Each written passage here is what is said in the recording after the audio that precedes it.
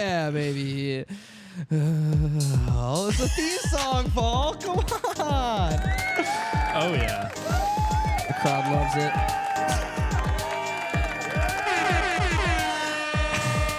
Let me know if you want to get any buttons in. I mean, what do they do? That one turns off the applause. Oh, shit. All right, my bad. Any of the other ones. Oh, that one's kind of fun, right? Oh, I like that. That's good. That's nice. Yeah. What else we got here? Stop doing the podcast. It ain't stopping. Y'all gonna get this podcast. It's the Draymond clip. That's great. That's fantastic. It's not stopping. Y'all gonna get this podcast. A lot of you gotta. So should I be looking this way occasionally, or like? Yeah, if you want. I'll sit like this. Yeah, I want to get close to you, man. Nice and close. Get close and comfy, baby. Yeah.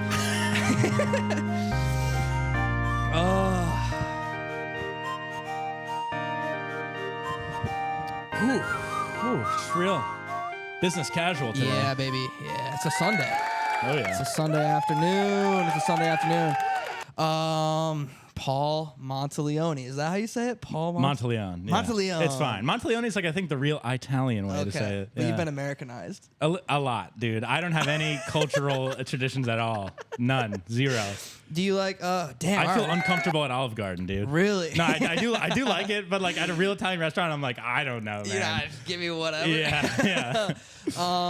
Paul, thank you so much for joining the show. This is episode 36 of the Hunter Davidson Radio Hour, and we're very excited to have you here. You are actually this is going to be back-to-back weeks with a guest named Paul. Sick. So we'll see if you can sort of take the crown as top Paul. I'm going to try really hard. You're going to bring the energy, dude. I told you, I wrote questions down. I'm so excited for that. Yeah. I'm very excited to get to that aspect because that means that you officially did more pre-production for this episode than I did, which is great. It takes the burden off me. I can kind of just hang out. And the other thing that's fun, so we were talking a little bit before the show, and I mentioned that like most of the guests on the show are like close friends of mine that I've known for like dude, fucking years. Put me in my place. All right, man. Jesus. Well, no, but I'm hoping that maybe this can sort of be a springboard for a beautiful blossoming close friendship. I would love that. That would be man. really nice. It would right? be great. And but that's just to say, sort of to get most of the audience is like former guests of the show. Good. And like friends of those. So that is just I wanted to just give a little context. Paul, me and you met, I think today, exactly 1 month ago. The fact that you remember that is very touching. Yeah, very man. touching. Oh, I'll never forget it. I'll never forget it. We met at a stand-up comedy show, and I was very excited to meet you because since I started doing stand-up in Ann Arbor, and most of the people I've met have been great, or at least tolerant of me, but pretty much everybody I had met until that show was like significantly older than in their 30s and 40s. Which is, fine. People are older sometimes. Dude, fuck old people, man. I hate them. That would be awesome. Can't stand them. We took a very ageist slant on the show. You fucking die if you're over 40. I don't mean that, obviously. But it was very nice to finally meet someone sort of in my age range. Totally. Totally, on the dude. show.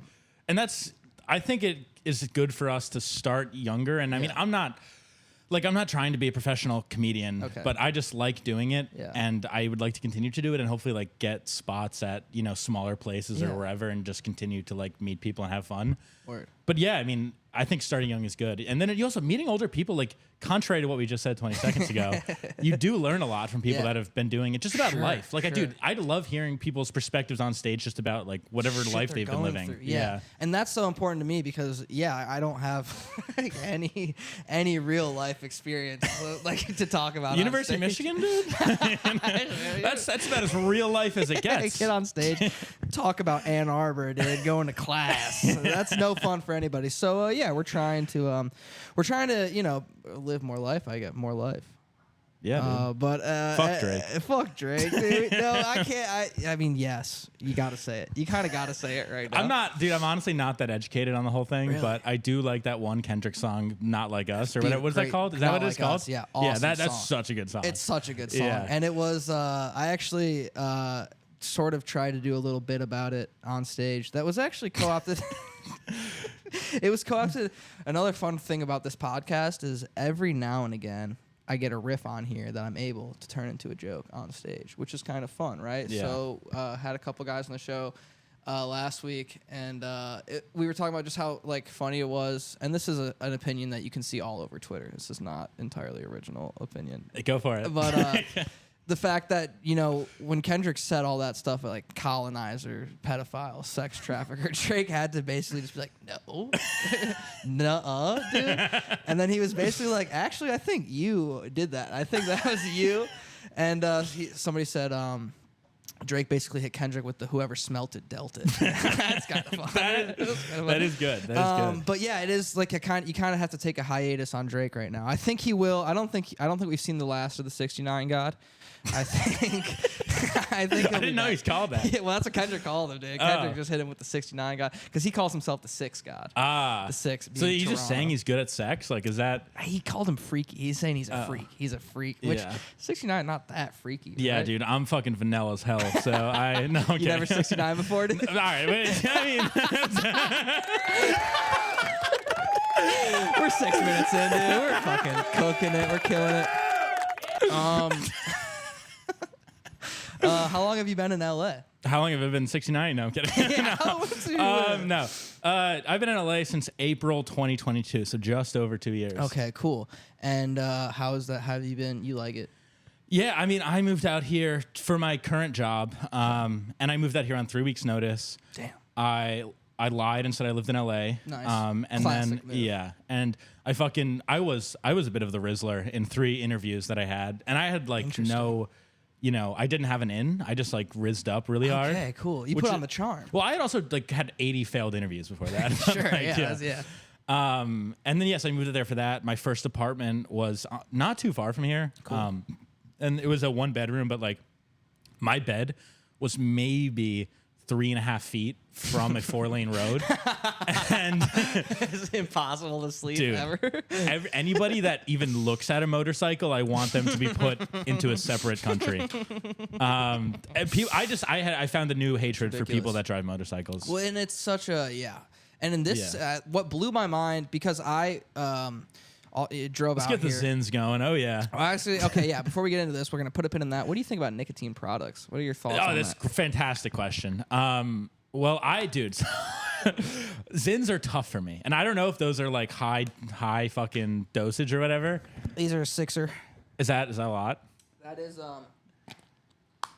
is as high as... Oh, yeah, I can't be doing that right now. I can't be doing that It's right as now. high as Zyn sells them, but I was...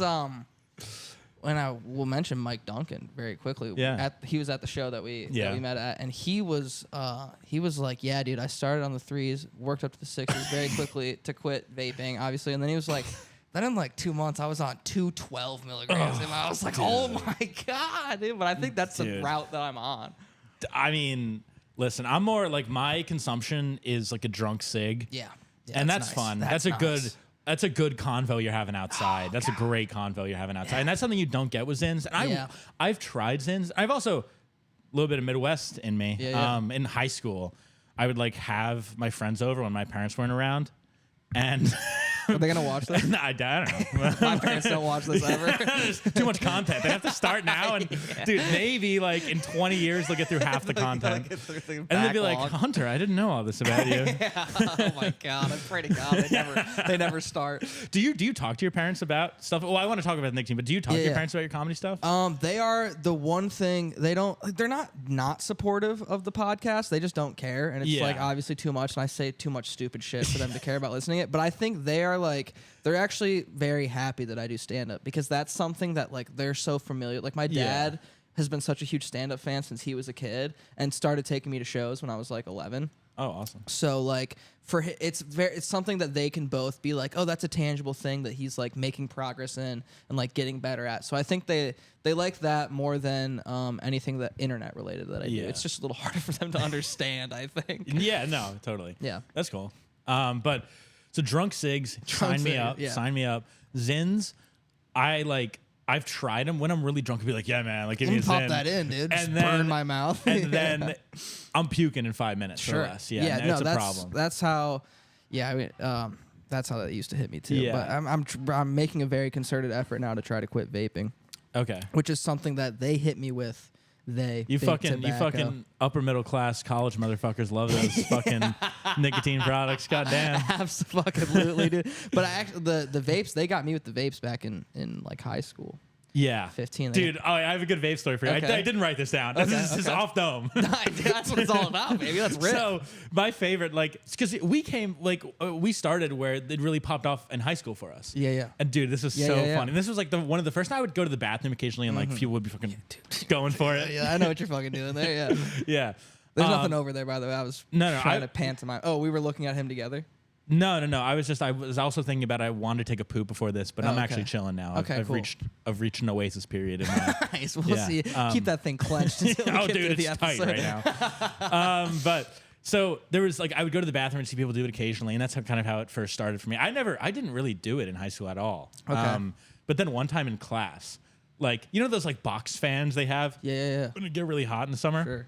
So there was the teacher would turn to the board sometimes to write something on the board, and then people would be throwing the vapes to each other. Yeah. And then, dude, one person threw a vape, but it was a bad throw.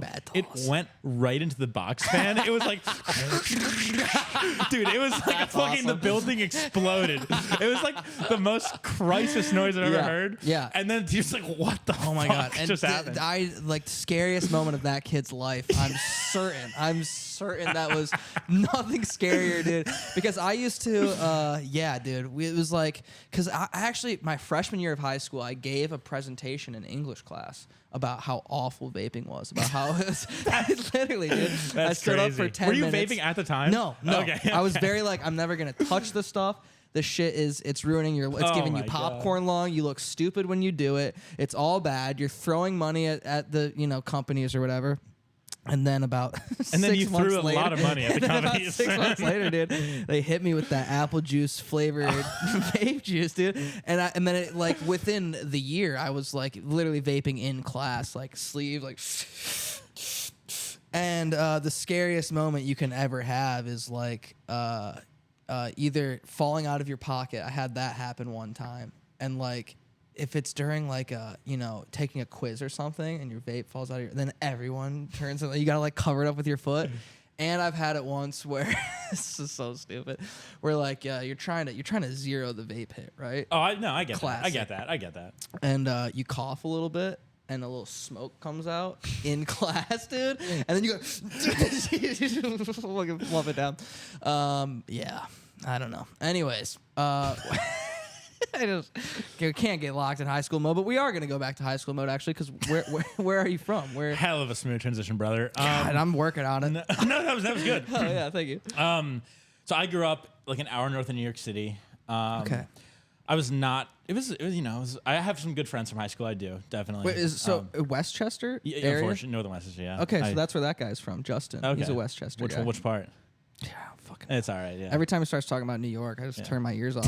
Because if I bring up fucking pizza or bagels to him or the other guys from New Jersey, they literally look at me with contempt. Yeah. I can't even speak on it at all. Yeah. So I don't listen to them. But anyways. No, yeah. So I grew up there. I do have some good friends I talk to. It seems like a nice spot too. It was fine. I didn't like a lot of the people. I was very stuck up and I'm very anti that. I feel like my whole when I was very young, it was just I would do everybody's doing that for no matter what it was. I'm I'm gonna do the exact opposite. They zig, you zag. Yeah, nice. And that's called creativity. No, that's called being an artist. That's called being smarter than everybody. Hell yeah. Well, I think you do have a Midwest vibe to you, and I mean that as a compliment. Brother, put her there. Put her there. Yes, sir. Dude, that's unprompted. Unprompted. Yeah, no, yeah, for sure. No. So I grew up there, and it's fine. Like I said, great people I met there that I still talk to. And I thought I would go to college and then move back to New York City and do entertainment stuff there. Cool. And I do think that a lot of parts of the New York stand-up scene are a little bit more my vibe. But for just what I want to do, comedy writing, is just not really possible. All and the also, opportunities in LA. right. And then so anyways, I'll just go chronologically. But I went there. It was fine. It was a good time. I don't know if you know this or not. My freshman year, I went to Michigan State. Yes, we talked about this a little bit, and I was really excited to get to that. So rest assured, I see them on TV, basketball, football. I feel nothing. Okay, nice. I don't really like no attachment to Michigan State. Well, so I guess I want to know, how do you? So you're in high school and you want to do entertainment stuff. Like, no, not at all. What do you? Not at so all. what do you like as a kid in school? Are you? I'm a fucking rambunctious little boy, dude. I'm a fucking rambunctious boy. Little boy. Yeah. I should have keyed it on the rambunctious part there. Yeah, wrong. That's all right. It's all right, dude. That's chill. You can sexualize young Paul. That's all right. No. And, I'm sorry. So no, dude. But you're loud in class. Dude, I was You're doing jokes? I was a problem. You're a problem child? I made it happen, dude. I made it happen in class. But no. You're getting laughs? I think I was. That's awesome. I don't want to. There's nothing better than that. That's the birth of all good, funny people, I think. Totally. Dude, totally. Yeah. Like, those are some good time. Like, not saying... high school was for me. It was whatever. But, like, for sure, that's where it all started. You get the whole class to laugh. Yeah. You're like, I'm high right now. No, totally, dude. But, I didn't know at all what I wanted to do. Okay, like, cool. so all the people... That's a problem with growing up there is, like, a lot of the people's parents do the same shit. Fast-tracked to the C-suite at some company. Yeah. Well, like, and then a lot of people are, like, business people. I thought... Yeah. Dude, I was, like, going to do, like, business, like, MBA or not MBA. Sure. I don't even know what the fuck it is. Like business. I was gonna stand on business. I was gonna stand on business. You put 10 toes down on business. Yeah, dude. So awesome. So I was doing that for a while, and then like my senior year, I took like 1 or 2 AP classes. Did completely average to below average on them. You took more than that, I bet. I did. I was actually a pretty smart kid. Well, fuck you. But hey, Michigan people, fuck you. No, if it makes you feel better, I've lost it all since then. I've completely fried it out of my fucking brain. But yeah, so I was gonna stand on business, and then I took this AP Gov class. And I'm like, maybe, and then also the 2016 election was going on, and I'm like, everybody was really encapsulated with that. So I was like, maybe I should do politics. Poli-sci route. Yeah, no, I was full poli-sci, senior year of high school, freshman year of college. Cool. And then I remember, like, dude, I was in like it was like the pre-law school. Like a lot of people from Michigan State, I don't really talk to them. I follow them on Instagram, and some of them have hot girlfriends. A lot of them do, actually. That was the draw for Michigan State. When my dad was like, Hunter, listen, because my dad went to Michigan, my mom went to Michigan State. Classic story, I feel like. It's a pretty classic House story. divided. It's nice stuff. Yeah. And my dad said, look, Hunter, I think Michigan's the best school in the world. I love it. I think you'll have a lot of fun when you go there. I just gotta let you know right now, Michigan State's got way cuter girls. I was like, rest assured, Dad. That may have been true, but I would have no way of knowing. Yeah, right. That was also my thing. I was like, well, if I go there, there's also way hotter guys too. Exactly. It's gonna be the same crowd for me. Okay. No, sorry. I was just gonna run through this real quick. Yeah, I just want to know how you got to Michigan State from Westchester. Totally. So So I don't know if we talked about this either, but I threw javelin for like 7-8 years of my life. Okay, you were an athlete. Somehow, student athlete, dude. How the mighty have fallen. It's so hard, dude. So this is my workout routine. I did it today because I knew if I didn't do it today, I would feel really bad going to the pod. Can't have bad vibes going into the pod. Sure. And so my workout routine today, and for the past like year, is just I don't work out, and then like once every month or 2 months. I'm like, fuck, dude. Like, I need to get back out there. Shape. So I go and I dead sprint like 2 miles on the treadmill. Awesome. And then I get off. I can't see. I cannot see. and then I whisper to myself, still got it. Nice. Nice job, Paul. Yeah. But I literally did that. Damn. I did that today. So then I threw javelin for a long time. And I like really, I was not like I was like getting some like emails from like D3 places, but I was not getting that much from D1 places, but I wanted to go D1. And that was also, that was like ego bullshit. Like I wanted to prove everybody wrong. Like, there were some jocks there were some jocks that I wanted to be like, fuck you. And I had a couple good moments where like the jocks who were mean, like they would be playing like D3 baseball and I'd be like, fuck you. Guess what, buddy? Yeah. And those moments were nice. That's that. I bet, dude. I bet. And nice. yeah. But no, I loved track and field's fantastic. I love track and field. Cool. So and javelin's a fun. That's one of the oldest sports in the book, right? Yeah, it goes dude. back to the Romans. And javelin throws people, shot put, discus, hammer, like very chill vibes, fun, not judgmental, silly, fun. Seems like people. A fun team vibe. Totally. And like the thing that I love about track is it's men and women, and it's a huge group. sprinters are, distance runners, all different body types, all different backgrounds. Like it's just a fun great, mingling. it's awesome. And like, it's cool. not as jock. I mean, I think the best people of any sport are going to be jock, like to some degree, but it's even the best are not as jock as like, football team, basketball, football, baseball, anything like that. Fucking goddamn lacrosse. But lacrosse, hockey. Hockey is a big one. Yeah. So then I was like emailing, I was cold emailing. It's like basically like getting a job. Right. Like, do you have a spot on your team for me? Yeah. And then one night my mom and I were going to drive to University of South Carolina. Because dude, what I would do, I was like fine. I was like good enough in high school. I just felt like I was, I worked hard. I worked very hard. But I would just look at like D1 programs that have like a low level javelin thrower and be like, I can just replace that guy. I'm better than that. I can just replace that guy. No, that's smart. And that's like, I see, I follow a lot of like basketball, like my whole algorithm, Jesus Christ, my whole algorithm is like basketball mostly, and then like the craziest shit ever, obviously. That's what the internet is now, right? But like now it's very like a lot of scouts I see are like, if you're like a high school top talent and you're like you have an offer from Duke and you're like, I can go to Duke, but it's like you're not gonna fucking play it. Like you have to really choose where you can actually fucking play, and that's the other thing about track. Well, track too is like. It's not about like minutes or anything like that. It's like you're gonna be at the meets, and there's some meets like towards the end of the year that if you're not good enough, they're not gonna take you to go. You're just not gonna travel with the team. Yeah, but like you're still gonna get your shots. Like if you're on the team, you're still gonna get out there. Yeah. Okay, that's cool. But then we were gonna drive to South Carolina. I get an email from the Michigan State throws coach being like I think I emailed him like months ago, and he's like, hey, like actually, because like they must have wanted somebody or something. Yeah. At that time they must have had a need. Yeah. And then we totally changed our plan, drove to Michigan State. Wow, drove to East Lansing. Yeah. And God then damn. You fell in love with East Lansing. I fell in love with what it was. Cool. Which is a massive like high D1 sports school. Yeah. Dude, my whole life, the job I currently have, Division I track, it's just me being in places I have no business being in. You faked it till you made it everywhere. Yes. That's awesome. That's how I feel. That's awesome. how I feel. Yeah.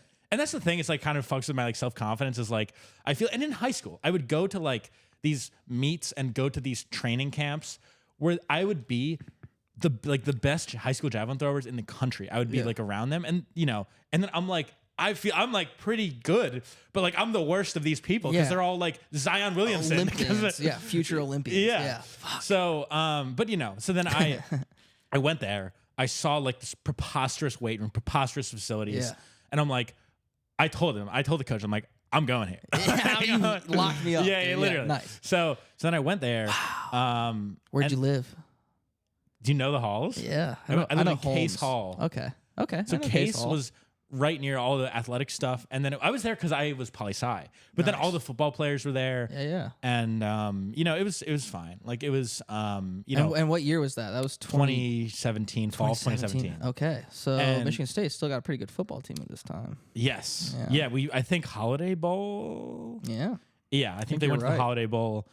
Dude, also I want to tell this story too. Please. So I would like hang around with a lot of, I had like funny, like, dude, I would like took an Uber with Jaron Jackson. Like there were a lot of like really funny moments. Yeah. But I remember because also like, some girls in the track team would like be like dating football players or whatever it was. And that's how I get in with the big boys. That's awesome. Yeah, that's my end. To being a cool guy. The cool dudes. Yeah. But dude, so on that subject, I think about this often. There was a party after a football, like the night of a football game where Michigan State won, and I forgot the dude's name. Like he was a wide receiver. He caught a touchdown that day. Like he was like the man. He was big man on campus. Yeah, dude. So we're at this football party. I'm like eighth wheeling with like some hot track girl or something. Sure. And we're in this Uber. I was like, guys, like don't close the door. Like I'm trying to get out. I need a ride. So we're there at this party. And also, like, I was not that much of a wild boy back then, and I was just like, whatever. You're trying to make it in javelin throwing. Yeah, no, and dude, that's also, that was one thing that I do think was like a nice mindset. Like at that time, I didn't even think about entertainment. I still thought I was doing political science, and I achieved my dream of being like a high D1 javelin thrower. So, dude, I was playing with house money. Like I felt like I made it. That's how I felt. Yeah. That's how I felt. That's I was sick. like, so. Then anyways, we went to this party, and the guy who caught that touchdown hours ago, dude, he's like standing in the corner, like really nervous to talk. And you can see how nervous he is to talk to girls. And I'm just like, we're all the same, baby.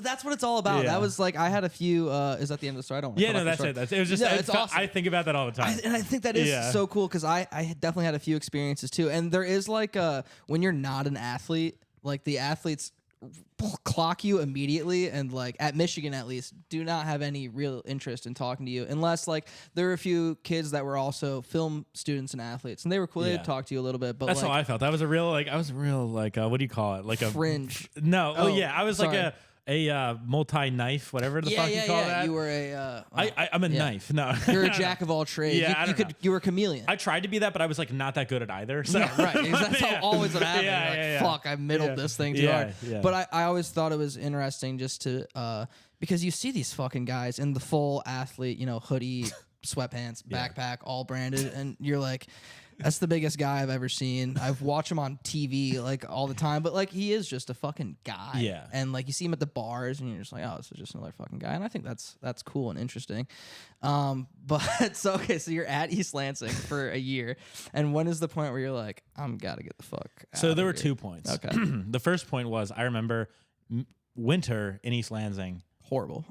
Awful. Yeah. So I stayed up like almost all night, like chugging Red Bulls for like this like written exam for like the fucking Federalist Papers. Sure. What I took away from that, Yeah. dude, ask me right now what they are. I have no idea. No idea. Okay. Like literally I don't know, dude. I'll throw away all my politics-based questions. No, yeah, dude. Let's get into that now. Okay. Let's get into that. I actually want to talk about the Federalist Papers a lot. Yeah, no. So, dude, I was up all night. I walked like in my flip flops like 20 feet to like get to this. Like it is outside. It was a long 20 feet. Yeah. And dude, cold. some snow's getting. I'm wearing flip flops. I'm a dumbass. and like snow's getting in my toes. I'm just like, fuck this. Get wet feet for an exam. Dude, I'm up all night. Yeah. Like I get there and I like write. I really didn't know what I was doing at all. And I just had it. Yeah, I'm like this. I'm really not into this. Like and what it really came down to was like I was into politics for the showmanship. Of course. And we got the biggest spectacle like ever in 2016. And it's all kind of been downhill from there, I guess. And then also coincidentally, it all tied together very well. Then I got cut from the Michigan State track team. No. Just like they brought in another javelin thrower, or it was just like no, they're just like, well, dude, when I came in, dude, it was so funny. Like I took some meetings at other like big schools, and they came, dude. I'm sitting there with like my dad and my mom, and they're like, Paul, like we produce Olympians, and I'm sitting there like, no shot, dude. Not me. I don't have that. And then I'm like, yeah, cool. Dude, I have awesome. it. I have the it factor.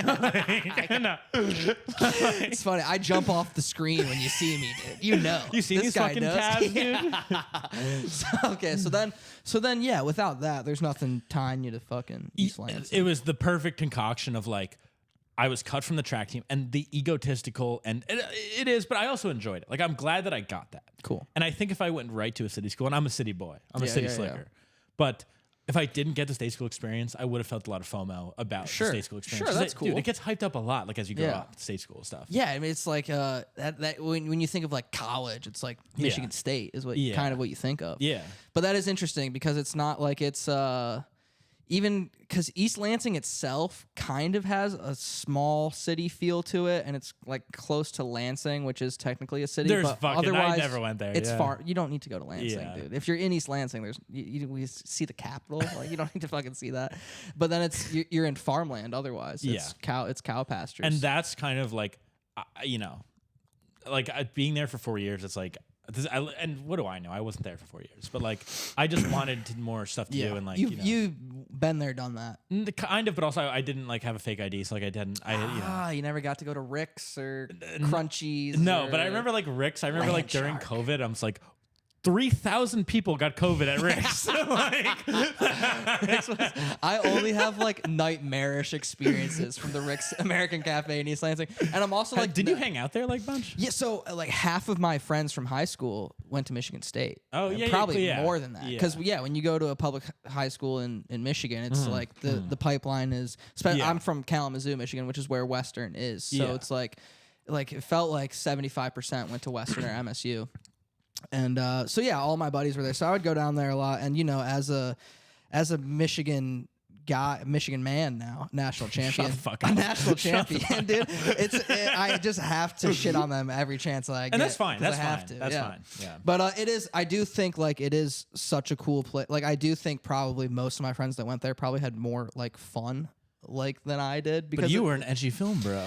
But dude, I honed my fucking artistic talents. I love Ann Arbor a lot. But no, I visited for a weekend. It seemed cool. It's a very cool city. Yeah. It's like I don't know. It's just got a fuck. I just love it so much. But we don't have to talk about that. So No, I want to know. Well, just because I've talked about it a lot. On the show. Okay. Yeah. And every guest is like a Michigan graduate. Yeah, so yeah. Anyways, Yeah. where do you go after MSU? So, dude, I get cut from the track team. I don't want to do poli sci. At that point, I'm like, okay. This is like, a reset. It was a big reset, and I was like, I want to go to a film school with a D1 track program. Okay, so you still want to throw? Yes, and I really wanted to. I really like still had that dream. And so then it's a short list. That's like that's good the film school and D1 track. Yeah. What was the list? Well, dude, so I like thought about UT and also like cool. I was not good enough to be in the track team there, and I was also not smart enough to get into UT. Really? Okay. But also like Austin would have been fun. I love Chicago. Like how you have a hard on for Ann Arbor. Like I have a big great city. Dude, the year after I left Chicago to live at home with my parents. I went back to Chicago like 4 times in a year. Like Chicago's awesome. Yeah, it rocks. Yeah. So then I was like emailing a bunch of places. The throws coach at DePaul hit me up, and then because I got cut at the end of the year. So I have like 3 months to find a new school. To figure out where the fuck you go now. So I got very lucky, and I got very lucky that like I loved it there. Cool. And so you jump into film right away when you get to DePaul. Yes, cool. I remember, dude. I would like It was like I got there, and then I visited over the summer, and dude. Also, wait, I want to tell this story too because it's just like classic. Like ridiculous nonsense college high school type behavior. Like I was at the beach with a couple of my friends, and like one of my friends had a girlfriend, and then she had like, nice friends. Dude, we're there. It was so dumb. It's so dumb, but so funny. Like, so we're at the beach and we're like hanging out. And then I get an email from like the throws coach, like at the time, like checking my email. and then yeah. But dude, even worse. So then I'm like, I'm gonna be a cool guy. I'm gonna call him right now. Oh shit! Hold on, guys. I got to stand on business for a moment. I gotta take care of this shit. Yeah, dude. So I got motion on my phone right now. I call him. Yeah. I call him. He's like, I thought we talked about all we needed to talk about. Was he on speaker? Please say no. He wasn't on speaker. I don't think so. I don't think so. He literally hit you with, "What is the purpose of this call?" Yeah. I thought we ironed it out. Yeah, and then, dude, and then I don't know. I was just like, like I'm just really excited to be there. Like, and I was trying to be like, I'm blessed. I'm feeling very blessed. Yeah. I can't wait to get there. Literally shit like that. Awesome. And then it was like a very short phone call. Like it was meaningless. But then it was just like, did it work? Were the girls impressed? What do you think?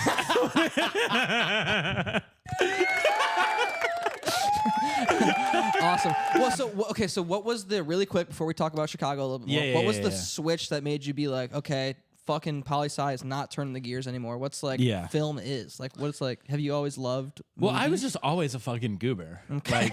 Like, I always was. Always was. From like 5 years old. I was always just doing nonsense. Cool. And I never thought that could be a career because nobody I knew, nobody in my fucking town, like you never saw it being done. I know, not like it never occurred to me that like anybody could do that. Yeah. It really never did. Yeah.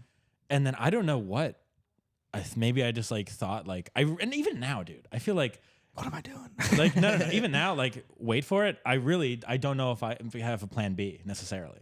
Fuck it. Who needs one? Yeah. You're gonna make it, dude. You're gonna fucking make it. Come on, bro. No, but like I just wanted to be funny and like make that into a career somehow. Yeah. And writing felt like the most. I just farted. I don't know if anybody heard that. Probably not. Off mic. I'll bump the levels up in post. We'll make sure we get that in. It was a quiet one. But I really had, I'm just like I should try that because like I really didn't know what else I could do. I was like business, like the business thing was my first step, and I was like, that just to make money. Like I don't, and it wasn't. And I'm also bad at math. I'm bad at all that shit. Right, and I don't want to do spreadsheets all day or make PowerPoints or whatever. And then I did poli-sci, and then I was like, that was because of the showmanship. So yeah, just like a natural progression. And even though I still didn't see people doing it, I was just like, I should try. Like, and even if it, like whatever, I was like, I should try this. I do think it's like business. Like I have a lot of friends that do business, and I think it's cool, and they're very hardworking and very like ambitious and motivated. Make a lot of money, I'm sure. Well, they will. Out of college, but like even first job out of college is like obviously so much more lucrative than what I'm fucking doing. But I do think it's funny that like the main. And it's a valid motivation, obviously, but like whenever you ask anybody why, it's like, well, to make money, obviously. And that's just like kind of funny to me to just be like, well, I want to make the most money. I don't know. Yeah. And dude, also I'm the fan of the pod of the radio hour. Thank you. And I watched a clip of like you when you potted with your dog. Yeah. Dude, like 9 minutes in, you just like look directly at the camera and you're like, I'm not in this industry to make money. Cash rules everything around me, cream. And you say it like completely deadpan. And I'm just like, this is it. This is it. We're fucking doing it. We're doing it. This is what it's all about. You just completely deadpan. That was so good. That was so good. Thank you. But yeah, so then I go there. Dude, even now, like I'm very aware I'm not gonna be making very much money, if ever. Yeah. No, the dream is like to survive, to make enough money to pay rent and buy groceries. Yeah. So then I go there, and honestly, dude, like this is something I want to talk to you about, is because you say you have this big network of film people from Michigan, and I was also like most of my time was going towards like track stuff and hanging out with those people and going out with those people and doing that, and I love that. I still talk to those people, and I love track people. So that was fantastic. And also, like, I did not like DePaul's a pretty like extremist film school, if you ask me. Okay. In terms of the type of people like that hardcore film buffs. Yeah. And that was never me, and that's never close to me. Not me either. Yeah. So I was always like, what's your favorite movie? Dark Knight. Like, let's fucking go. Dude, I remember we had a professor who was like went to did a graduate school at USC Film School. And she was telling the whole class, like, with, like, dreamy, like, memories, being like, we used to go to parties, and we would just talk about film all night. And I'm like, that sounds like a nightmare. It's awful. What a cursed vibe. Yeah. Like, I'm at parties, like, eating ice cream with my hands. Like, I'm just... I'm getting down and dirty. I'm literally getting down. I'm, like, dancing. I'm fucking... Yeah, like, we have stuff to attend to. For sure, yeah. And that was definitely... There was, there's, all types of people in a film school. And, like, I do... obviously the same thing. I've never felt entirely comfortable at parties, but I always at film person parties could feel comfortable because I like have that same like I'm here to fucking fuck around. Like I'm here to put beer into my belly and have a good fucking time. Yeah. So I always like those were the moments that I was able to kind of come out of my shell a little bit. I felt like. Okay. So at those did you feel like the parties that you're talking about? Yeah. Like do people, and this is like being a bit reductive, I guess, but like, is it a lot of film talk? Are you talking about sports? Are you talking about just college shit? Is there like drama? Is there a lot of drama? Well, like, yes. But the thing that I only realized pretty much like in the months leading up to graduation and now like post graduation is I had fucking no idea what the drama, unless I happened to like, cause it's at these types of parties, there's like pods, right? So there's always a group that's talking about like French New Wave cinema or whatever, Clio 5 to 7. You're like, all right, can you hang in those convos? I know enough now that I can hang a little bit. Okay. And I can, but ultimately I'm just trying to like, make fun of them. Dude, but they hate me for that. They hate me for that. I'm sure they didn't love me for that either. But, and then there, you could bounce around. But like the only time I would ever be keyed on the drama is if like I bounced into a group that the drama was actually happening. I'd be like, hey guys, what the fuck are you doing over here? And everyone would be like, well, there's something happening. Like, oh shit. I'm going to go back over there and talk about fucking, it was hard to find a sports crowd in that for sure. But whenever you did, if I could ever at those parties find a guy that I could talk about, the Tigers bullpen or the Pistons, the Pistons GM or whatever, Michigan football, I would talk to that guy for 15 minutes until he was like, I'm going to go talk to somebody else. And I'm like, all right, whatever.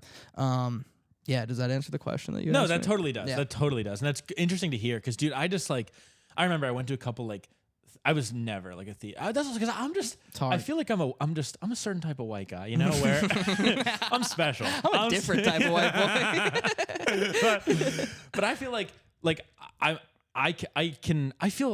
I am definitely not like a hard jock. Like I do not connect with that at all. Sure. But I'm also not like a hard film guy. But I like both those things. But it's just like, you know, maybe that's somewhere where the comedy comes from. It's just like you just fish out of water type situation. But and there are people like my good friends, like, you know, we connect very like obviously very well and closely. But it's just, I just never really felt like firmly in any, you know, and I would like that's why I love track, because track is not full jock. Yeah, absolutely. That seems like a good But it's fit. just, you know, and I felt that I was for sure a better fit there than I would have been with the film crowd. Because I tried, dude, and they did not have it. They did not have it. And DePaul, I feel like, obviously I don't know firsthand, but that does in my head have a vibe of like, very much like, oh, what's your favorite, you know, Renaissance? And there are wrong answers. Almost every answer is wrong. Almost every answer is wrong. You throw one out, they'd be like, that shit fucking sucks. Yeah. Like actually leave. That's awesome. I feel very similar because I like all of my friends in high school, and I'm close with them still to this day, most of them, but they were like, I was friends with like the football team guys. I played football until I was like 15. Cornerback? I wish. Oh, wait, we talked about this. Fuck, I don't remember that. I was on the line, baby. I was a big boy. Okay. Guard? I played offensive guard for a long time, and then when the 2 years in high school, I played defensive tackle, and it was like crazy. It is crazy. You strike me as like a Vince Wilfork type guy. Well, yeah, I was like 5'7". 230. Yeah, it was fucking ridiculous. Wait, really? Yeah, I was. Dude, I gotta check that. I gotta check out pics of that. I can get you the huddle tape, dude. I can get you the huddle. I would love to see that. I would, yeah. But it was like, because I liked talking to those guys because they made me laugh, and like, but I never fully connected with them. I felt because I didn't have because they can flip. I like being dumb. Like I like playing dumb and having fun, but like I could never flip the switch and go full dumb like those guys could. And I'm not saying that in a mean way at all. I'm trying not. Yeah, I'm just not an idiot. I'm just not a fucking idiot. And there were smart guys. I'm sorry. You're right. That was a bad way to phrase that, but there was a level that I couldn't fully get to. But I love all those guys. You just gotta get hit in the head a few more times. Dude, I got a couple concussions, which is I got a couple concussions, and I started. You know, I just got surgery on this. Yeah. And how's that going, by the way? Very well. Nice. They're my PT. I got a team, you know. The team's trying to get me right, and they're trying to get me back out there, you know. Get the buckets back in. Oh, no. That was the wrong one. I didn't mean that. God damn it. Yeah. That's for the team. I love the team out there trying to get me right. The people at Back to Health Physical Therapy. That was such the wrong click. That was such the wrong one. That was an accurate soundbite for my athletic career, though, because I was, I was a locker room guy, right? Glue guy. Everybody needs a glue guy. I think I was very well liked, not only I think in the locker room, but also by the coaches. I was the slowest guy on the team, easily. Were you getting snaps? I got so freshman ball, I started on the D line, nose tackle. And the other defensive end, a good friend of mine, Jaden Maven, went on to play at Grand Valley State University, defensive end.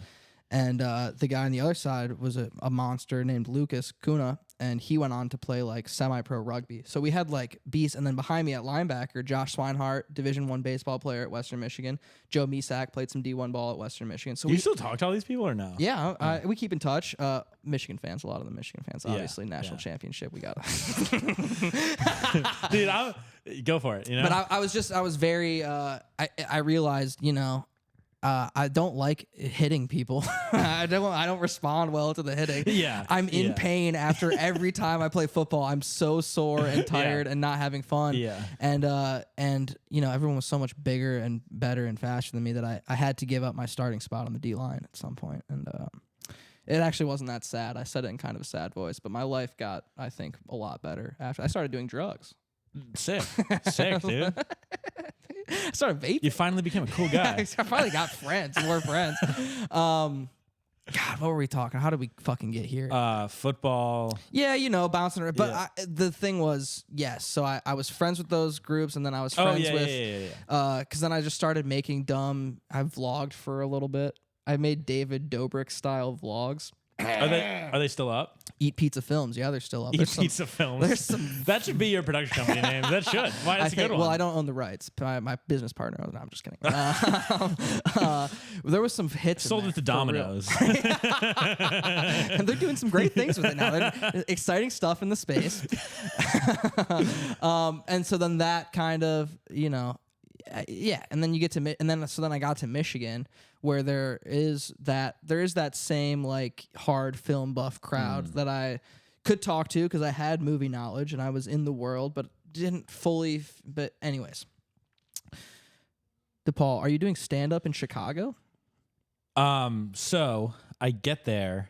And I feel like this is just an avenue for me to tell a nonsense story, which I guess that is podcasting. It's the beautiful thing about this podcast. Yeah. So I get there, and dude, so at that point, like, and I knew I wanted to hone in more on comedy, but I did a screenwriting concentration in film school. You could have done like comedy filmmaking, but I want to be a writer, so I did screenwriting. You can turn that into comedy screenwriting. Sure. So I get there, and I've been reading about, a lot of that is great. Gross. That's so disgusting. I think you meant to say stellar. That's a job well done. That is a job well done. So I get there, and a lot of comedians, you see, they were in an improv troupe in college. And in the continuing of me trying to find my lane and getting like fucking T-boned. Yeah. So I get there and I do a ton of improv troupe auditions. Cool. No experience, but I think that's fine. It's fine. Like, college, yeah. Yeah.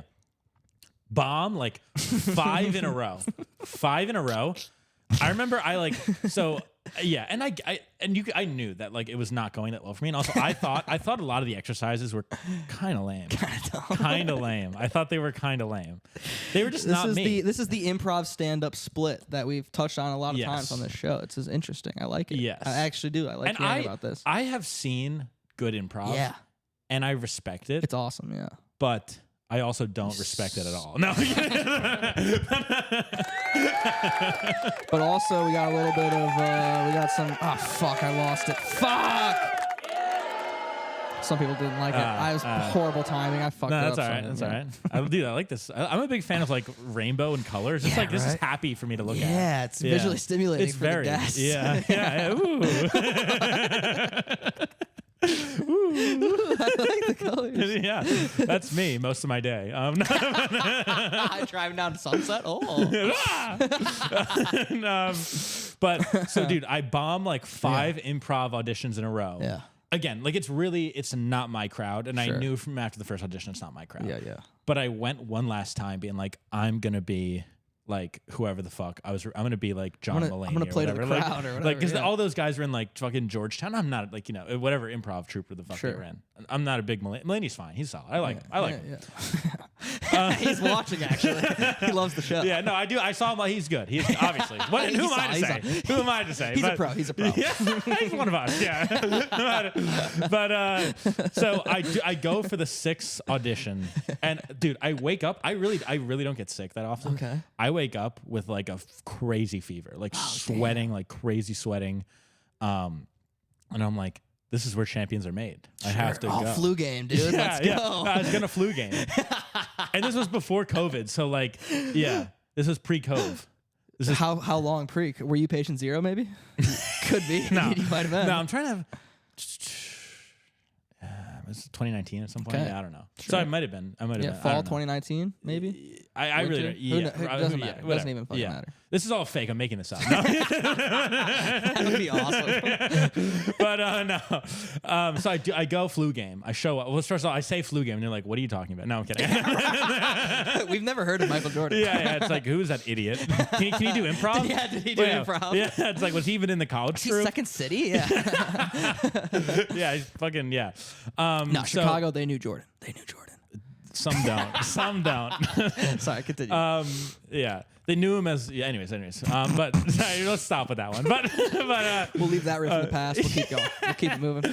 But so I show up, and then I get there. I'm doing the dumb fucking exercises, and I'm like, I'm really like, dude. And also, I sweat a lot naturally, so I should know this. I was wearing like a gray shirt. You got to wear all black if you're sweating. Gray is that shit's showing up. Oh yeah. So I'm sweaty already man myself. I'm very sweaty. Yeah.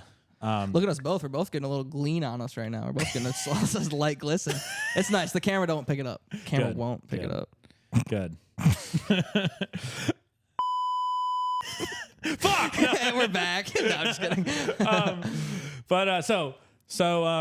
I get there. We're doing the dumb exercises. I remember, dude, I make like some dumb like one off about like because like we're in the bathroom and then I make a joke about like fucking in the shower or something and they're all like and they're all like, what? Where did that come from? Yeah, that's not what this is about, dude. That bombs. Yeah. And this is, keep in mind, this is after like hours of fucking up improv auditions. A full week of bombing. Yeah. And then, dude, and I'm sweating, and I'm like, dude, I do not look well. You look sick. You look ill. Yeah. And then that bombs. I think I just let a couple other people go. We're in a circle, one of those fucking stupid fucking circles. And I want this on record. And then, dude, somebody else is doing their like clapping exercise or whatever, and then I just walk out of the circle and walk out of the room. I just walk out. Did you ever see those people again? No. No. You probably became an inside joke to that. It's like the leader of the troop or whatever was like, "Are you okay?" And I'm like, "No." And I walk out. Okay. No, he gave you an out. I don't really. I was out the door already, and he's like, "Oh, are you okay?" And I'm like, "I'm gonna leave. I'm ill. I'm visibly sick." No, and he asked it in a way, being like, "Yeah, are you alive?" Yeah, like, right. You look bad. Yeah, you look like shit, dude. Yeah. So I bombed that, and that was forever the end of my improv days. And then I took a stand-up comedy class January 2020. Cool. With a guy who signed up for like DePaul, Kevin Bozeman, nice guy, great guy. He's a very good comic. He like tours. He does a lot of tours and headlines clubs. And we had this class, and honestly, like a lot of people were doing it just for fun. They were like people who were doing it for fun. Computer people. That's a great way of putting it. Computer people, yeah. Like nerds. No. They're software engineers, aspiring computer programmers. Yes. Comp sci guys. Comp sci. That's what I was looking for. I respect the craft. I do. Hell yeah. Because sometimes, dude, I think about like, and I'm sure this is why I sometimes cannot connect to the film crowd, is because like you get so high and mighty about your art. And I'm guilty of that too at times. But then you're like, dude, like so much in this world, like how this TV was made, how this couch was made, how food is at the grocery store. Like we can't do that shit. We're clowns. We play pretend all day. Yeah. We're like, we're making fucking art. Yeah. And it's important. It is important. But like, that's why societies exist, and everybody contributes something, and it's important. Yeah. Damn. That's real. But, I'm glad I ran before this because I had like a bunch of sad boy questions to ask you, but like maybe we can say that for next time. Maybe we can say that for next time. You'll definitely be back on the show. Yeah, dude, I'd love to. So then I bombed the improv. I take that stand-up class. I was like fine in it. There were a couple people that were very good. I felt like I was like still very much working out my stuff. I was fine. And then after that class, we were supposed to have a class show at the Laugh Factory in Chicago. Damn, but dude, the week of that show, COVID hits. Yeah. Damn, dude. I actually have a similar story. The first, not too similar, a little similar. The first real stand-up show I ever did was at Ann Arbor Comedy Showcase, a great club in Ann Arbor. Gets a lot of big people there. I did an open mic What's there. the place called again? Ann Arbor Comedy Showcase. Okay. And they do comedy jam open mics every week. So I got my name picked one week. I submitted a few weeks, didn't get it. Finally got it. Very nervous. Went on. Did pretty well. Was very excited. I was like, I'm going to do stand-up now in Ann Arbor. Was that your first time? Yeah. Wow. It was like a fun little scene. I was very like pumped up to start doing stand-up. And the show was February 24th, 2020. So like literally a week later, everything they started sending kids home from school and shit. So they canceled it in February? Or I guess it was March. Okay. They canceled it in March. So 2 weeks later. Yeah. And then I didn't do stand-up for like a year and a half or something after that. I was like, so did you ever do it in Ann Arbor? Yeah. So I did that one show. COVID happens, and then I joined we had a sketch comedy class. Nice. And then at the end of that class, we had like we did a lot. It wasn't live sketch. It was like a digital sketch. So we had like a live screening of our show at the State Theater in Ann Arbor. Oh, that's this beautiful theater. Yeah, it was awesome. Yeah. And then I did stand up before that show. So that was the first time kind of doing stand up again since that. And then I was like, oh, that kind of felt good. I got laughs. That was fun. And then a guy, Andrew Yang, who's almost certainly, he's not listening to this. He started the world famous Blind Pig in Ann Arbor, which Kurt Cobain once said was his favorite place that he ever played in the world. So Cobain, Davidson. They started doing a weekly show there. And my senior year, I got back and got to do stand up there a few times before graduation. And that was it a music venue or? Yeah, it was like. But they also had stage shows. Yeah, it was like a small. It had like a small stage and then like a floor that they could clear out all the tables and shit for music, or they could put little tables with high tops for stand up. And so it's a really cool club. So you've done like legit shows also at the Comedy Showcase place. So you've like. Is that in front of like 40, 50 people? Yeah. Those shows got about 30, 40 people. And you're doing 5 minutes. Mm-hmm. Yeah. So you've got some experience. Yeah, I got a little bit under my belt. Yeah. How did those shows? You said that the shows did decently well. Yeah, those shows were fun. I always felt like this is something that I've kind of like felt weird about ever since I started doing stand up, because I would show up to these shows and there were established comics in the Detroit Ann Arbor scene. They were very cool, very nice. Some of them have come on the podcast. But then I would like bring 30 of my college friends. You to the show. bring people, dude. I know. Yeah. I'm a big draw. And that's good. That's good. And I thought that was good. I always felt like I felt a little like standoffishness from other comics about that at some points. Just like, who the fuck because you bring people? Yeah, I always felt like people were just like, who the fuck is this guy bringing all these fucking people? I don't know. I think that's probably mostly in my head. And I think it's also just an industry of like, it's an ego. Obviously, there's so much ego and just like insecurity, and like everyone's, especially before a show, everyone's like so fucking nervous, to go on. So I think I was just reading too much into it, obviously, with my own insecurities and shit. No, go on. No, I think that, and then that's just. Then the first Deaf Noodles mic that I did here, I didn't like because those shows were like. It wasn't like you had to, it wasn't a full open mic, but it still kind of was, but it was like a show. It was a show. So you were supposed to, so then I did an open mic here. The first open mic I did here was at Best Comedy Club. That's a good mic. Theater, it's a good mic. And I like that now, and I've been going back to that the last couple weeks. The first one that I did when I got out here, I didn't fully know what to expect. So I got up there, did new jokes. Not a single laugh. Yeah. Started forgetting words, panicking. Because every other show I'd done had been like with a bunch of my friends. I was gonna get laughs. Yeah. And so I'm like forgetting words and panicking. And like the only laugh I got was when I was like, how much fucking time is left? And everyone was like, oh. I was like, fuck. And then I fucked my knee up. So I didn't do stand up for a couple months. And then I just had to like relearn that just like going to open mics is just like, dude, you're just going to an open mic. It's the other comics there. You're working it out with them. And you don't have to kill the show. Yeah. But yeah, dude. So now, we're almost at an hour. So oh shit, this flew by, dude. We're having fun. Whoa, baby. dude, 57. Yeah. I had some fun. Yeah. So you have some questions you want to ask? No, well, I don't even remember a lot of them, but that's fine. I mean, do you want to talk about getting to LA from Chicago? Post your COVID not really. happened. No, okay. I'm kidding. No, I'm kidding. That's fucking fine. We can end this fucking thing right now. You come back from COVID. What's going on? So, I do stand up in Chicago a little bit. I had some fun times there. I remember, dude, the last mic I ever did in Chicago, there was like this woman who was running a mic, and then she put it on like the Chicago Comics Facebook page, and it must have been, dude, like March 5th. Like it was deep, and it was like a couple days into COVID being like a big thing. So it was like mid-March, like deep mid-March. And she's like, "We're doing the mic." Don't live in fear. And literally.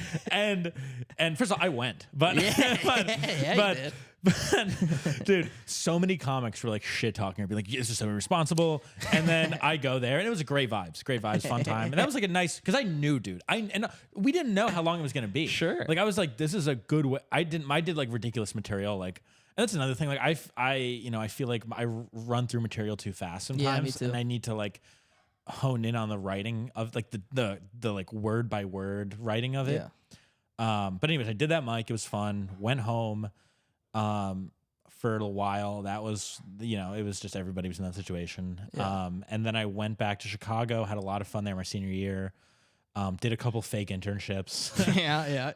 I was literally at Cubs games getting like minimum wage. Yeah. I did one paid, one unpaid at the same time. Nice. And then also they're both, how they're both like, you need to be in college. Right. Like that was after I graduated. Okay. And I'm like, Damn. I might do a grad program. Who's to say? Right. I'm figuring stuff out. Yeah. So I do that. That was very good for my resume. Go back. I emailed like a director in New York. January of my senior year, being like, hey, do you have any internship spots for the summer? And he's like, no, but like, I appreciate it. Yes. And I thought he would never hit me up again. And then, because the reason I reached out to him was he was in my local hometown newspaper because he had a film coming out with childhood hero Victoria Justice. Childhood hero. And yeah, totally. Love VJ. Yeah, sure. Who doesn't love Victoria? No, dude. Yeah. Schneider, shout out. Wait, what? What'd you say? Zoe 101 was great. It was fantastic. Fantastic. So then he hits me up like right as I get back to New York and living at home, being like, oh, like I'm looking to make my next feature film. Like I could use somebody to do coverage. Set of hands, yeah, to do coverage mostly. And I'm like, I've done a lot of coverage. Yeah. I can do that. So then I did coverage for him for a while. Got paid more than I get paid now. Damn. And it was fine, and then it ended like, right before Christmas of 2021. Okay. And then I was also seeing, how like you had like your hometown COVID bay. Yeah. Well, you aspire for that. Yeah. I believe me, it was not a constant state of being, but sure, I got dropped my job. I got dropped on my COVID bay after she gave me COVID. The double whammy. Yeah. That is a tough one. Yeah. Damn, she was like, this isn't working for me anymore. But I am going to give you a little parting gift. That's something to remember me by. But also worth. Yes, dude.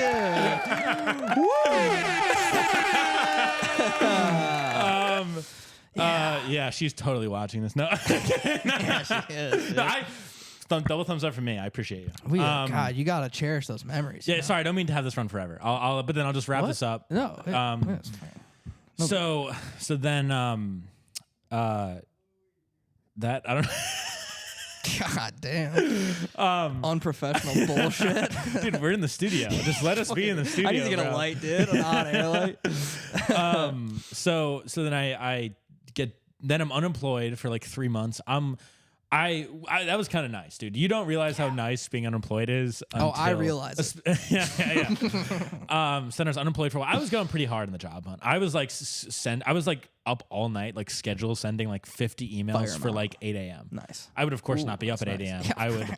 I would wake up at noon, which I still do on the weekends. That's the best. It is the best. And then eventually I had a couple different avenues. I realized WME would be the best one to go to. Cool. And then I got that job, and then I moved out here, had my apartment, and lived in a 1-bedroom. It was the cheapest one. I had to kind of make a decision quickly. Nice.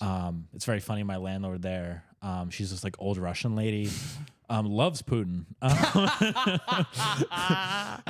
And then, dude, so the way how it worked was, the places would not have microwaves in them, but they had like a bunch of like loose microwaves in like the leasing office.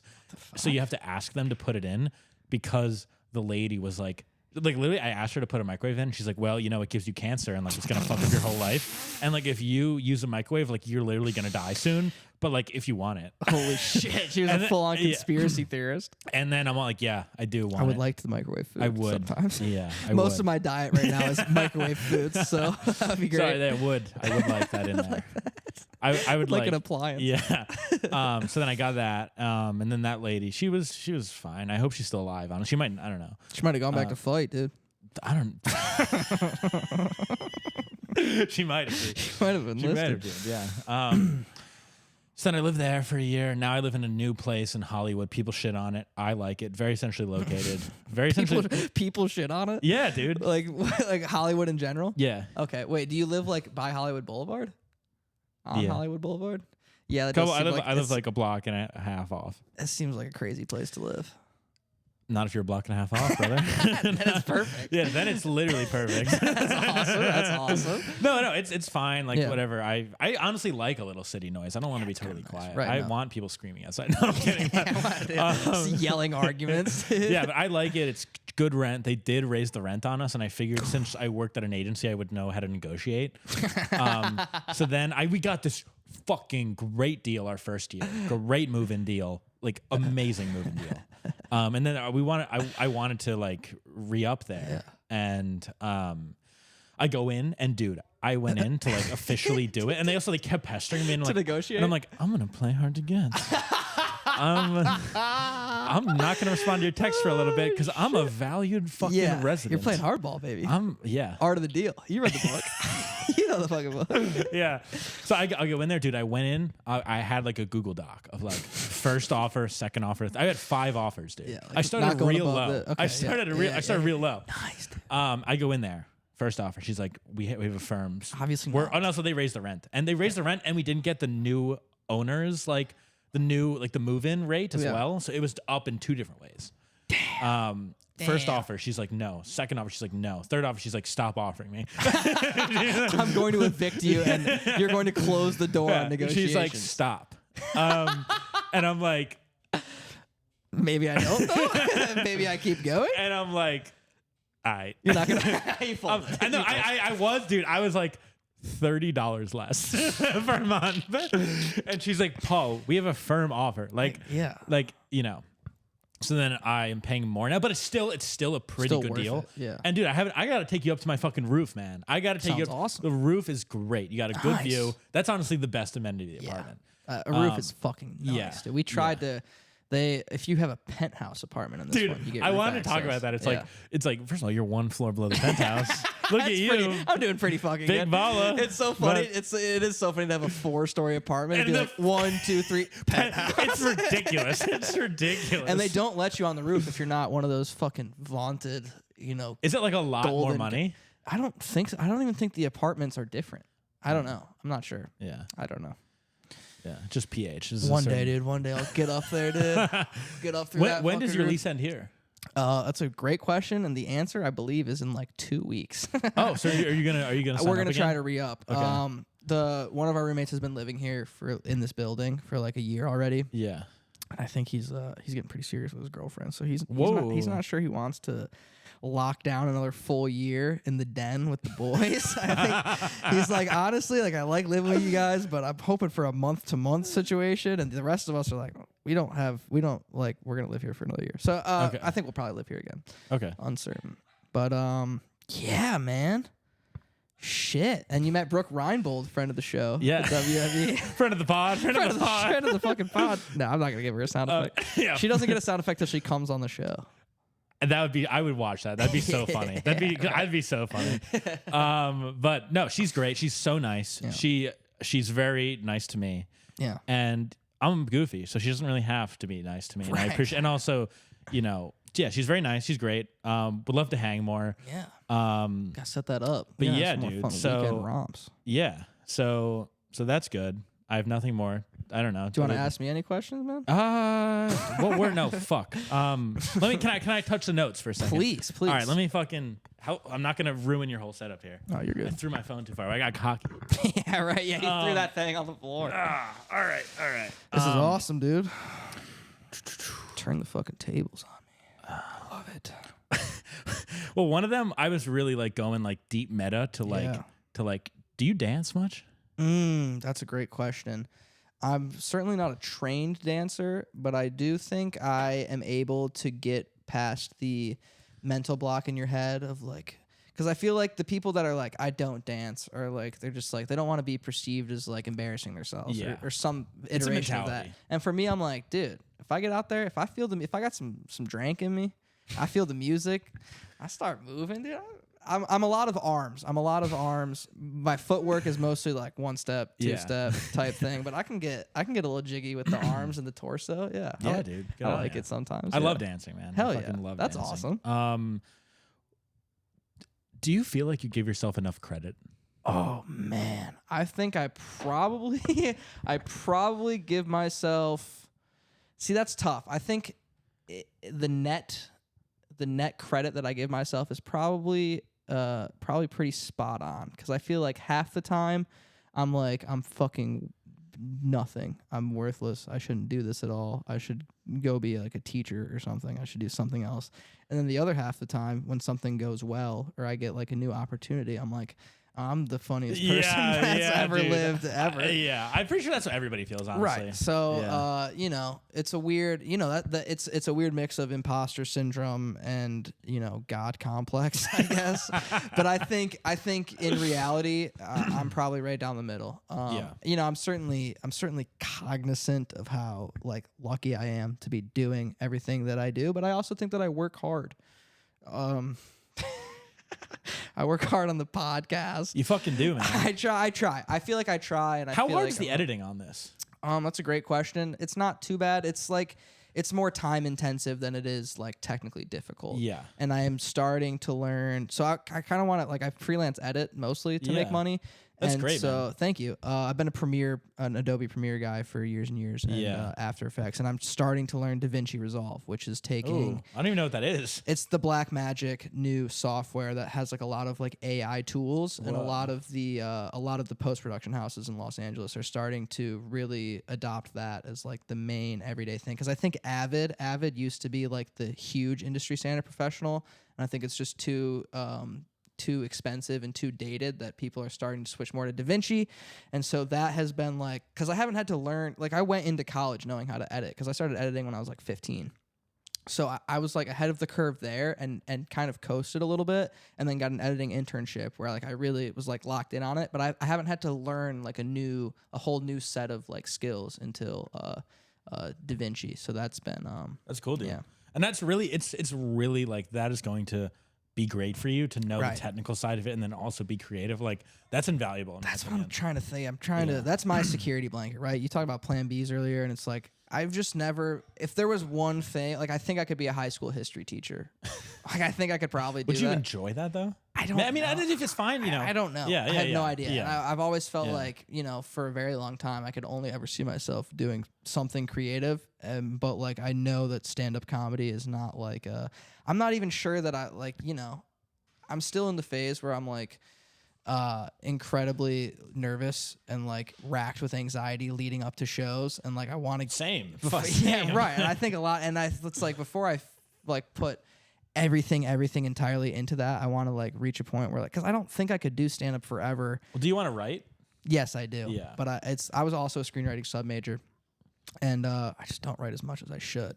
Editing has always kind of been like my well, if I fizzle out as like a performer or something, then editing, or hopefully, you know, God willing, writing something. That's kind of why I think that was part of also why I like got super into stand up was like, I feel like that's probably my best route, because I don't think I could do the agency thing. I think I would very much not, if I was like, God, if someone was like, we can get you, I can move your resume to the top. If you interview, you could get, I would probably do it. But I do feel like you haven't asked Brooke or I to do that? I might, dude. I might. Ask me before I get out of there, man. But but like, I don't, like, I'm very nervous about the whole corporate world. And no, I mean, it is what it is. Yeah. Exactly. Yeah. No, like exactly. Yeah. So I don't know. Yeah. Yeah. Cool, man. Yeah, dude. Well, tell me when to cut it off. Tell me. Keep going, dude. So just a natural like follow up to that question. Yeah. I don't know, you know, like, what do you think about the JFK assassination? I think it was, I think the CIA or FBI, one of the agencies was heavily involved in that. I agree. And I also think they're just like, do 5 minutes of research, more than one shooter. There's no way Lee Harvey Oswald acted alone. No way. It's entirely implausible that this one fucking guy in a book depository is Chris Kyle. He's the best fucking sniper of all time. Using wind to curve shit. No fucking way. The entry angle completely makes no sense. Ridiculous. Yeah. There's definitely some shady stuff going on there. Do you feel like you're on your phone too much? Oh, yeah. And do you do anything to remedy it? Oh, no. No, I don't. Same. Dude, it's gotten bad for me the past couple of weeks. I got to find a way. Do you know what your screen time's at right now? I mean, I like routinely over 5 hours, sometimes like 7. What about you? Yeah, so after surgery, it was like it was like 10 hours. Yeah, because you're in bed all day. It's bad. Yeah, if I have a good week, like last week, I had a great week. I was at 4 hours 26 minutes. That's average. That's great for me. I got the notification this morning that 47% bump this week up to 7 hours. So it was a bad week, and we've talked about it in the apartment a lot, how it's like if I could somehow find a way to rewire my brain to just like 30 minutes in the morning and 30 minutes before bed, not look at it, I do think that would work wonders. But I am fully incapable. Like the first thing I do every day is see what Twitter's got to say. Let's beam some fucking insane bullshit right into my brain always. Yeah, I think that's shit, dude. Like, we're gonna get really deep. Dude, okay, I'll save all the deep ones for next time because I have to barrage you next. Give me one more. Well, no, what were you gonna say?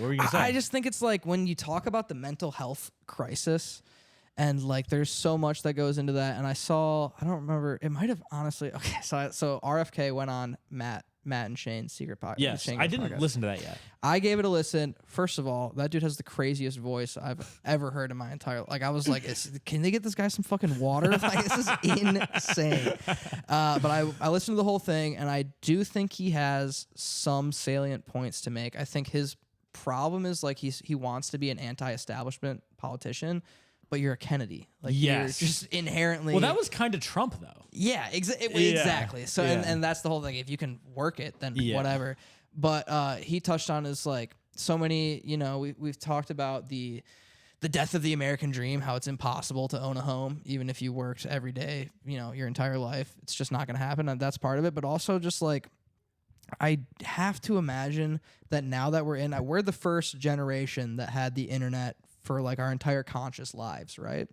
And our generation and the kids coming up now, I just have to imagine the constant bombardment of, they're going to fry out your dopamine receptors in your brain by the time you're 9 years old. It's just like, that's going to be a problem. And I have no idea how do you address that? I don't know. I mean, I'm like a little grateful that we started with like smartphones and like, high school-ish. Yeah. I also, you had like DS and Game Boy and all that shit. Yeah, and there's just was a computer in your house probably to access the internet. Yeah, like I just was not, like in middle school, I was not like, maybe I was on the internet. I mean, I don't know. I was certainly... Were you a gamer? Did you play video games? Yeah, I'm not like crazy, but like I played Madden and MLB stuff and 2K. And then I would also play like computer games. And I was big on like, as a young kid, like I was big on like Pokemon Game Boy. I love that shit. Love that shit. That's the best. But no, yeah, I mean, it's fucked up, man. And like, I like for when I'm trying to write or when I'm like trying to really lock in with stuff. Yeah. What I have to do is put my phone in a different room. Yeah. A different room. Yeah, that's great. And also, I don't do that like that often, but like that's the only way. If you need to be productive. Yeah. It's the only way. It's crazy. But hey, College Football 25 coming out. That's going to be fun. Are you ready? That's going to be fun. That's going to be really fun. God damn. Dude, I loved 2014, I think it was. Because, dude, the players, like at least on Xbox, like Xbox 360, like it was completely nonsensical how like they could be running this way and immediately like no loss of speed. Yeah, dude, no loss of speed. Oh god, dude, and then you would make people look silly on it. It was so much fun. Damn, I know. Honestly, like ripping that is just so much. Like playing that is just so much fun, man. Best. I can't wait. Yeah. Anything else? No, it's fine, dude. We don't have this run forever. Yeah, 118's good. 118's good. Well, and you'll be back on the show for certain, dude. Is there anything you want to plug for the 3 dozen people that listen to this? Let me think about that. Do I have anything I want to plug? Hinge. Look for me on there. Right on me. Look for me on there. The bars that I go to. Yeah. Check me out. Come say hi. Come say hi. Come say hi. Instagram, Paul.Monteleone. That's kind of all I got. Yeah. I think the future of the future. I think in the future. We'll talk about online dating next time too. Yeah, that would be great. Yeah, I'll be married next time we're on the pod. Oh, man, there's so much untapped stuff. This is awesome. Definitely gonna have you back soon. Yeah. I think the future of my little local. I want to start producing our own shows somehow. I want to start. Yes, setting and shit up I wanted to ourselves. also just say as like a end to all this, like we're in a new era now of because I had a thing that was going for a while. Grateful for that, but like all those comics and yourself included, like we're in this new era of like we're gonna have to find new shit, and I think people are already starting to do that. Yeah, but it's gonna be exciting, and I think producing our own stuff is gonna be big. And, I look forward to seeing where that goes, and I'm excited for it. I think it'll be very exciting. We'll definitely, I want to do stand up with you again, man. Yeah. So much fun. Yeah. Guys, this has been another fucking fun episode. Guys Night, Guys Night comedy show, Comedy Club.